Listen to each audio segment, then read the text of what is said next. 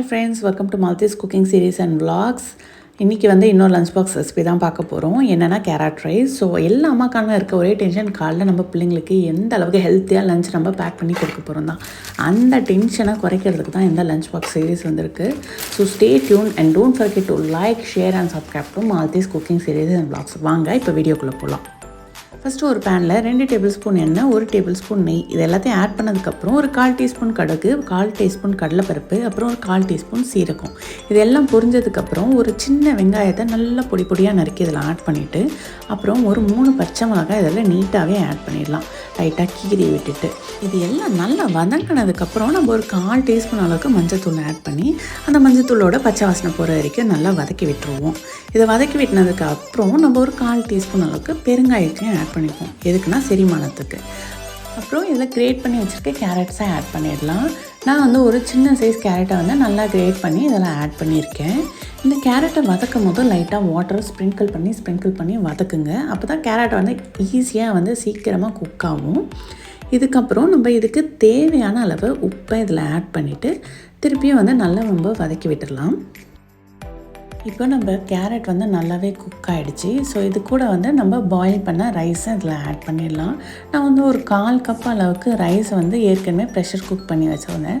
So அந்த ரைஸை நான் இதில் ஆட் பண்ணிவிட்டு இப்போ இதை நல்லா மிக்ஸ் பண்ணி விட்டுறேன். நான் ஏன் சாதம் வடித்து ஆட் பண்ணலன்னா என் பையனுக்கு 6:30க்கு அவன் ஸ்கூலுக்கு கிளம்பிடுவான். ஸோ நான் அவ்வளோ ஏர்லியாக எல்லாருக்கும் சாதம் செஞ்சேன்னா அது வீணாக போய்டும். ஸோ அவனுக்கு மட்டும் நான் கம்மியாக சாதம் ரெடி பண்ணிவிட்டு நான் இதில் ஆட் பண்ணிட்டேன்.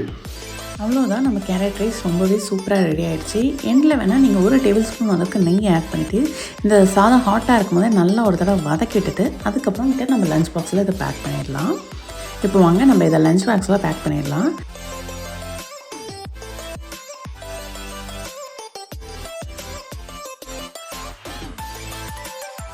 அடுத்ததான் நம்ம ஒரு சாலட் செய்ய போகிறோம். சிம்பிளான ஒரு சாலட் தான்.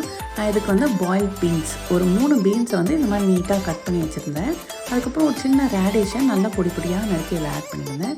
அப்புறம் ஒரு கைப்பிடி அளவுக்கு கிரேட்டட் கேபேஜ் இதில் ஆட் பண்ணியிருக்கேன். ஸோ இது கூட சாலட் ட்ரெஸ்ஸிங்கான ஹனி மஸ்டர்ட் சாஸை நான் இதில் ஆட் பண்ணுறேன். சும்மா 1 டேபிள் ஸ்பூன் ஆட் பண்ணால் போதும். அப்புறம் சும்மா ஒரு பிஞ்ச் ஆஃப் சால்ட் இதில் ஆட் பண்ணிவிட்டு நல்லா இதை நம்ம மிக்ஸ் பண்ணி விட்டுருவோம். அவ்வளோதான், நம்ம சாலட் சூப்பராக ரெடி ஆகிடுச்சு. இதையும் நம்ம லஞ்ச் பாக்ஸில் பேக் பண்ணிடலாம். ஸோ சாலட் வச்சாச்சு. இது கூட தொட்டுக்கிறதுக்கு நான் பொட்டேட்டோ சிப்ஸ் வைக்கிறேன். ஏன்னா 2மே காய். இது கூட இன்னொரு காய் வச்சோன்னா அவ்வளோதான், லஞ்ச் பாக்ஸ் திருப்பி வந்துடும்.